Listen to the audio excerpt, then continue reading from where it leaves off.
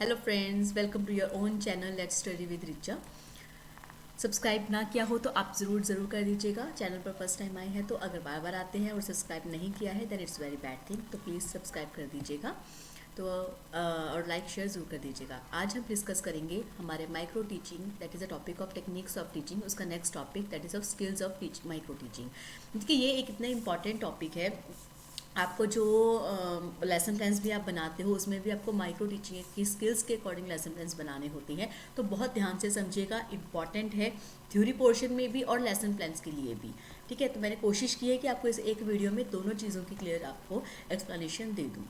ठीक है, first of all micro teaching skill क्या होती है कि माइक्रो टीचिंग स्किल्स एक ऐसी स्किल होती है, जैसे कि मैंने आपको माइक्रो टीचिंग बताया था कि स्मॉल ड्यूरेशन में आपको स्मॉल कंटेंट टीच करना होता है। तो जिन स्किल से आप टीच करते हो, ठीक है, उनको हम माइक्रो टीचिंग स्किल्स कहते हैं। So micro teaching skills is a technique in teacher training that gives teacher the opportunity to review their own performance, जिसमें कि आप अपनी परफॉर्मेंस को रिव्यू करते हो और फीडबैक आपको मिलती है और सेम उसी टाइम पे आपको उसको अपने अंदर इम्प्रूव करके आपको दोबारा से रीटीच करना होता है। ठीक है, अगर माइक्रो टीचिंग की वीडियो आपने अभी तक नहीं देखी है तो ज़रूर देख लीजिएगा, बहुत इंपॉर्टेंट है वो भी।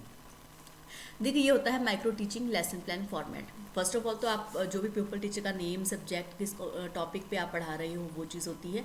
सेशन और सुपरवाइज़र का नेम भी होता है कि कौन से सुपरवाइज़र आपका उस टाइम पे आपको सुपरवाइज कर रहा है, date, roll number, class and duration. Then after is the pupil teacher activity and student activity that is in the lesson plans. And downside that is tell is showing occurrence of component behavior. अब ये बहुत important है और ये हर skill की different होती है और उस कंपोनेंट के अकॉर्डिंग आपको रेटिंग स्केल भी देना होता है कि जो बच्चे ने प्यूपल टीचर ने एक्सप्लेनेशन दी है उसके अकॉर्डिंगली आप उसको क्या रेटिंग दोगे। ठीक है, ये होता है। अब हम डिस्कस करते हैं types of micro teaching skills, like skill of introduction, skill of questioning, skill of explanation, skill of reinforcement and skill of stimulus variation. देखिए ये सारी ही स्किल्स बहुत इंपॉर्टेंट हैं और मेनली जो आपको लेसन प्लान्स भी बनाने आते हैं तो उसमें आपको बता देते हैं कि आपको कोई भी 5 skills of micro teaching lesson plans बनाने हैं। ठीक है, इसलिए मैंने 5 को फोकस किया है। अगर आपके सिलेबस में इनके अलावा भी कोई हो और मैंने वो ज़रूरी हो तो आप मुझे कमेंट बॉक्स में लिख दीजिएगा, बिकॉज वैसे स्किल्स बहुत ज़्यादा है बट टाइम ड्यूरेशन बहुत कम है और मैं सिर्फ इंपॉर्टेंट टॉपिक्स आपको कवर करवा रही हूँ कि आप अच्छे स्कोर्स करके मार्क्स गेन कर पाओ। ठीक है, तो first is skill of introduction. देखिए इंट्रोडक्शन एक ऐसा पार्ट होता है जो कोई भी बच्चे है उसको पता चल जाता है कि उसका इंटरेस्ट क्रिएट करने में हेल्प करता है। अगर हम सिंपल सेंस में कहें कि अगर हम उसको इंट्रोडक्शन इंटरेक्टिव वे में दे देते हैं तो बच्चा बहुत ही इंटरेस्टिंग वे से पूरा कंसेप्ट को सुनता है। सो इंट्रोडक्शन देना क्या होता है, ये एक आर्ट होती है। It's like an art, it's a skill. ठीक है, which will engage students, tell them what to expect from the lesson, कि लेसन के अंदर क्या है और in the end of the lesson क्या उनको नॉलेज हो जाएगी। ठीक है, उस बिहाफ पे ही बच्चे इंटरेस्ट के साथ उसको सुनते हैं। तो इंट्रोडक्शन देना एक बहुत ही स्किलफुल आर्ट है और इसको ये हर किसी को आनी चाहिए। तो जब आप इस कोर्स को कोई भी कंटेंट हो, ठीक है, उसको इंट्रोड्यूस करते हो तो उसमें आपको ये चीज़ नहीं भूलनी है कि आपको बच्चों की इन्वॉल्वमेंट पर ध्यान देना है और सेकेंडली प्रीवियस नॉलेज को यूज़ करना है। ठीक है, स्टार्टिंग जो करनी है ना कॉन्सेप्ट की, तो वो प्रीवियस नॉलेज को यूज़ करके ही आपको करनी है। ठीक है, तो यही चीज़ मैंने थ्योरी में ऐड की है, आप देख लीजिएगा। Next is components of skill of introduction. अब देखिए ये कंपोनेंट्स जो होते हैं ना, आप नीचे लिखेंगे कि maximum utilization of previous knowledge, आपने ये यूज़ किया कि नहीं किया, उस बिहाफ पे प्यूपल टीचर ने ये चीज़ को यूज़ किया या नहीं किया, उस बिहाफ पे जो सुपरवाइज़र है उनकी रेटिंग देता है। ठीक है, आप समझ में आ गया कि वो ये कंपोनेंट्स क्यों हैं और इनके बिहाफ पे रेटिंग कैसे होगी, कि maximum utilization of previous knowledge of the student. ठीक है, ये आपका कंपोनेंट के अंदर पॉइंट आ जाएगा और रेटिंग स्केल पे आप सुपरवाइजर जो है आपका वो रेटिंग देगा कि प्यूपल टीचर ने यूज़ किया या नहीं किया ये कंपोनेंट, कि प्रीवियस नॉलेज के बारे में बच्चे से पूछा या नहीं पूछा, यूजिंग एप्रोप्रिएट डिवाइस, की जो उसने कंपनी साथ में प्रोजेक्ट्स के एज अ डिवाइस उन्होंने यूज़ करने के लिए लेकर आए थे क्लास के अंदर, बट उन्होंने यूज़ किया या नहीं किया। ठीक है भाई, हम चीज़ें तो इतनी अच्छी प्रेजेंट करने के लिए लेकर आते हैं जी, हम तो ये चार्ट दिखाएंगे, ठीक है, ये वाला प्रॉप यूज़ करेंगे, but still you was not using that prop, you forget, और in the flow you have completed your lesson but you have not used any of the device or any of the part that you have taken with you. ठीक है, तो ये चीज़ इस behalf पे आपकी rating लगती है। Next is maintenance of continuity, कि आपने कंटिन्यूटी को कितना मेंटेन किया। रेलिवेंस ऑफ वर्बल और नॉन वर्बल बिहेवियर, ठीक है सब। तो ये सब चीज़ें जो होती हैं इन बिहाफ पे आपका रेटिंग स्केल दिया जाता है। और कंपोनेंट में आप डिज़ायरेबल और अनडिज़ायरेबल बिहेवियर भी नोट करते हो, बिकॉज अगर किसी चीज़ में आपकी रेटिंग कम दी गई है, मान लो 0 दी गई है, आपने प्रीवियस नॉलेज को यूज़ नहीं किया, तो वो आपका अनडिज़ायरेबल बिहेवियर में काउंट हो जाता है, ठीक है। तो इस तरह से आपको इसमें लिखना होता है। मैंने ये फर्स्ट में करके दिखा दिया कि आप कंपोनेंट्स के अंदर डिज़ायरेबल बिहेवियर अनडिज़ायरेबल बिहेवियर में किस तरह से रेटिंग स्केल्स में लिखते हो। अब सुपरवाइज़र क्या करता है, इनके ऊपर according to the people teachers teaching, तो सुपरवाइज़र क्या करते हैं, उनकी रेटिंग दे देते हैं, ठीक है। तो आपकी जो प्रैक्टिस सेशन भी लगता है ना, उसमें भी ऐसा ही होता है। जो आपको सुपरवाइज़र आपको चेक करने के लिए आते हैं ना, उनको ऐसी शीट दी जाती है जो कि आपके परफॉर्मेंस के अकॉर्डिंगली आपको रेटिंग देते हैं, और उस रेटिंग के अकॉर्डिंगली आपकी फाइनल एक परसेंटेज बनती है, ठीक है। तो इसमें हर चीज़ का पॉइंट होता है कि आपने क्वेश्चन कितने पूछे, आपने इंट्रोडक्शन कैसी दी, आपने ब्लैक बोर्ड पे लिखा या नहीं लिखा, आपने प्रॉप यूज़ किया या नहीं किया, आपकी ब्लैक बोर्ड के ऊपर या ग्रीन बोर्ड, वाइट बोर्ड, जो भी बोर्ड था उसके ऊपर आपकी राइटिंग कैसी थी, ठीक है, आपने बच्चों की इन्वॉल्वमेंट की या नहीं की। टीचिंग में ये सब चीज़ें बहुत मायने रखती हैं। सो स्किल ऑफ क्वेश्चनिंग, कि आप किस तरह से पीपल्स, जो आपके स्टूडेंट्स होंगे, उनको आप किस तरह से अपने जो आपका कंटेंट होगा, आपकी टीचिंग होगी, उसमें इन्वॉल्व रखोगे, और सेकेंडली उनको समझाने के लिए क्वेश्चंस पुट करोगे। अब क्वेश्चंस भी उस फॉर्म में होने चाहिए कि बच्चे को प्रीवियस नॉलेज उस क्वेश्चन से रिलेटेड कुछ होनी चाहिए, और कुछ आपका जो न्यू कंटेंट है उसके ऊपर आप जा सको, ठीक है। तो उसके regarding this skill includes probing into the pupil response by asking a number of questions about what they already know and leading them to correct response, or to remove any ambiguity or hindrance in their understanding which has led to such responses. So the skill involves going deep into the pupil's responses by asking a series of subsequent questions. So आप questions put करते हो। अब इसके components क्या हो सकते हैं? Prompting technique, कि टीचर क्यूज देता है, कुछ हिंट देता है, ताकि बच्चे जो हैं खुद से आंसर की ओर जा सकें, ठीक है। सीकिंग फर्दर इन्फॉर्मेशन टेक्निक, कि आपने हिंट दिया बट आप उनको कुछ ना कुछ क्लैरिफाई भी करते जा रहे हो। जो एक आपने हिंट दिया, स्टूडेंट्स ने आंसर नहीं दिया, फिर आप कुछ और हिंट देके स्टूडेंट्स की हेल्प करते हो कि वो डायरेक्ट आंसर की तरफ पहुंच सके।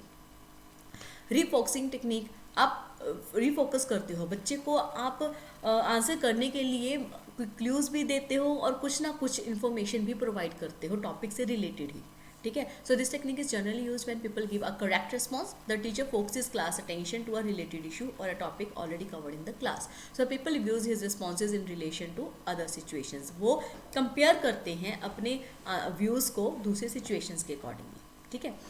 रीडायरेक्शन टेक्निक्स, की आप रीडायरेक्ट कर रहे हो, उनकी प्रीवियस नॉलेज से उनको न्यू नॉलेज पे कन्वर्ट कर रहे हो। So this involves putting or directing the same question to several peoples for responses. अब आप दूसरे बच्चों की ओर भी भेज रहे हो क्वेश्चंस को। सेम क्वेश्चन आपने एक बच्चे से पूछा, सेम क्वेश्चन आपने दूसरे बच्चे से पूछा, और आपने देखा कि दोनों के आंसर्स डिफरेंट थे, ठीक है। This is generally done for the purpose and for increasing peoples participation. अगर दोनों के आंसर्स अलग अलग आते हैं तो आप ये बता सकते हो कि हर एक बच्चे का अपना थिंकिंग लेवल है। अगर वो दोनों सही हैं तो आप उन चीज़ों को एडिशन करते हो, अगर वो गलत हैं, कोई भी बच्चा गलत है, तो आप उनमें इम्प्रूवमेंट करते हो, ठीक है। सो इंक्रीजिंग क्रिटिकल अवेयरनेस टेक्निक, इससे क्या होता है कि बच्चे एक्टिव रहते हैं क्लास के अंदर, कि कभी भी हमारी टर्न आ सकती है, टीचर हमें कभी भी पूछ सकता है। Increasing critical awareness technique, this involves asking how and why, कि आपने क्वेश्चन पूछा, बच्चे ने आंसर दिया, then you will again ask how is it possible, why it will do, ठीक है। तो इस तरह से आप बच्चे को आप उनके क्रिटिकल अवेयरनेस टेक्निक को यूज़ करते हो। वो कंप्लीटली करेक्ट और expected responses for the purpose of seeking increase critical awareness in the people. Next skill of enforcement, कि आप बच्चे को नहीं आता बट आप उसको इन्फोर्स कर रहे हो कि आप इसका आंसर करने की कोशिश करो। So this skill involves a teacher using more and more positive reinforce and decreasing the use of negative enforce. आप बच्चे को आता नहीं तो आप ये नहीं कहते कि अरे तेरे को आता नहीं है, पढ़ के नहीं आया, चलो दूसरे बच्चे से पूछती हूँ, ऐसे मतलब ये नेगेटिव वर्ड्स को यूज़ नहीं करना। आपने उसको पॉजिटिव रीइंफोर्स करना है, अरे आपको आता नहीं है, चलो कोई बात नहीं, हम देखते हैं दूसरे बच्चे को आता है या नहीं। मीन्स अब ये नहीं, आप हो सकता है आपके जैसे और भी बच्चे हों, तो आपने उसको नेगेटिव रिस्पॉन्स नहीं देना, इवन बच्चे को आता हो या नहीं आता हो।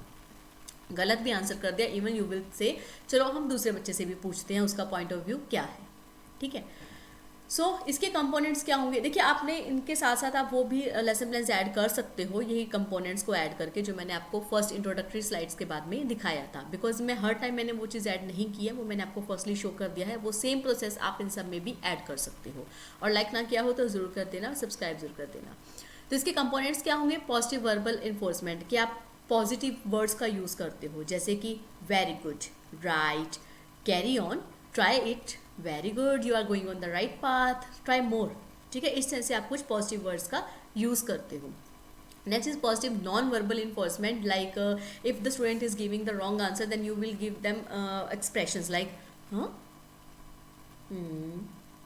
Like this way. Okay, you are giving the expressions, कि आप एक्सप्रेशन बताते हो कि तुम गलत जा रहे हो, और अगर वो सही कर रहा है तो आप हेड हिलाते हो या स्माइल करते हो कि आप तो सही आंसर दे दिया, अब मुझे बताने की तो ज़रूरत ही नहीं है ना। तो इस तरह से आप नॉन वर्बल रिइंफोर्स करते हो।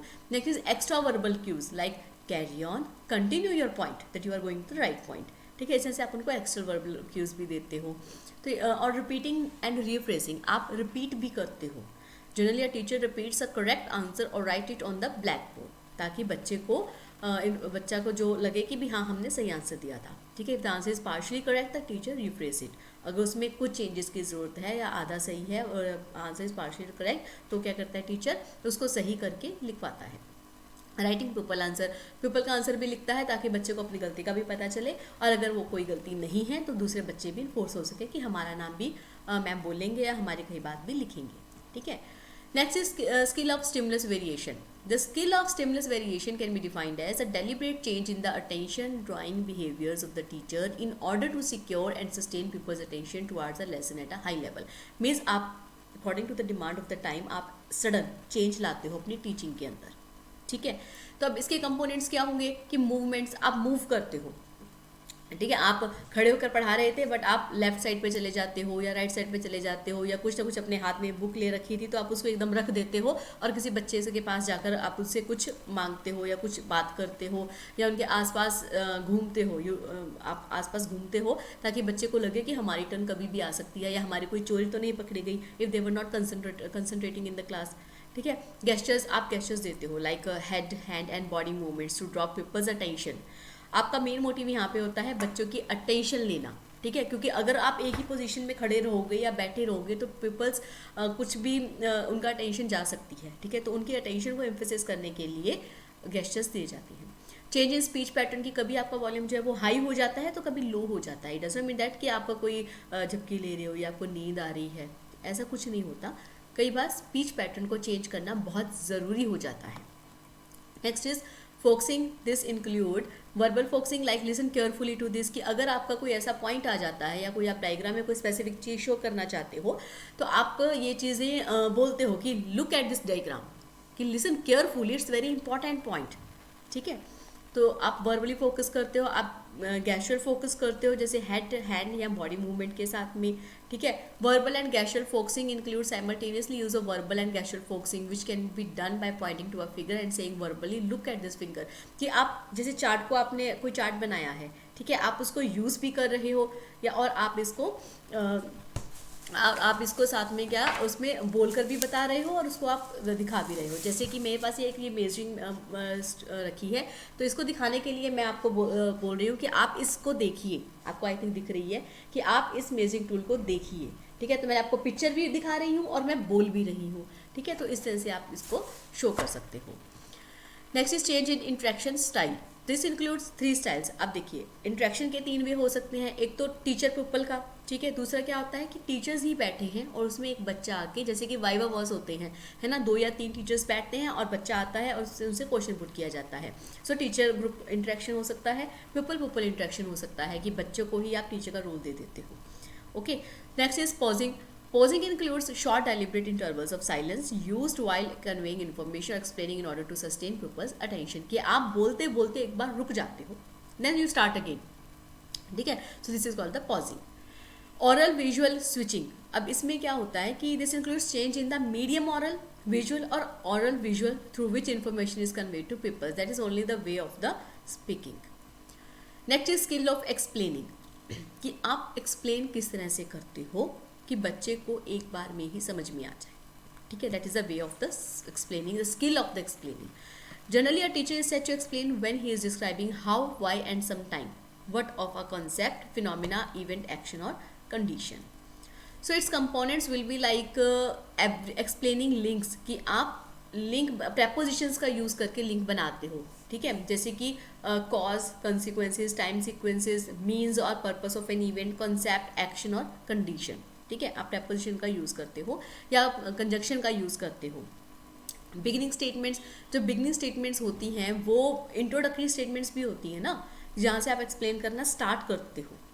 So beginning statements are the introductory statements made before an explanation for operating mental readiness on the part of peoples to listen to what is going to be explain. कि आप बच्चों के mind को पढ़ते हो कि are they ready to listen, जो आप उनको समझाना चाहते हो वो समझने के लिए रेडी हैं. उसके लिए आप हो सकता है कि एक दो से क्वेश्चंस पुट करो. सो कंक्लूडिंग स्टेटमेंट आप समराइज कर देते हो कि भाई समराइज कर देते हो कि जी हमने ये पढ़ा है या ये पढ़ना है, ठीक है. Next is questions to test people's understanding. अब आप क्वेश्चंस पुट करते हो कि आपने जो भी पहले पढ़ाया है वो आपने पढ़ा या नहीं पढ़ा. अब इसका एक ये भी हो सकता है कि आप एक स्किल आपने पढ़ ली, ठीक है, उसके बाद आप पॉज करो वीडियो को और आप देखिए कि हमने इस स्किल में क्या पढ़ा था, तो आपको पता चल जाएगा आपको वो स्किल समझ में आई या नहीं आई, और आप उसको एग्जाम में भी बहुत अच्छे से लिख पाओगे, ठीक है. जरूरी नहीं होता कि आपको हर चीज़ आपको रेडीमेड बिरयानी ही मिलेगी, कि आपको नोट्स एज इट इज़ ही मिल जाएंगे. थोड़ी मेहनत भी करना सीखो, हम भी आपके लिए मेहनत ही कर रहे हैं, ठीक है. तो ये था मेरा session skills of micro teaching. It's very important because lesson plans भी इसी स्किल्स के थ्रू बनाई जाती हैं. अब इसमें आपको टॉपिक दिया जाता है और आपको इन वेज के थ्रू क्वेश्चंस को पुट करना होता है, ठीक है. तो सब्सक्राइब ना क्या हो तो जरूर कर लीजिएगा और नोटिफिकेशन बेल को प्रेस कर देना, लाइक और कमेंट जरूर कर दिया करो. And best of luck for the exams. Thank you for watching.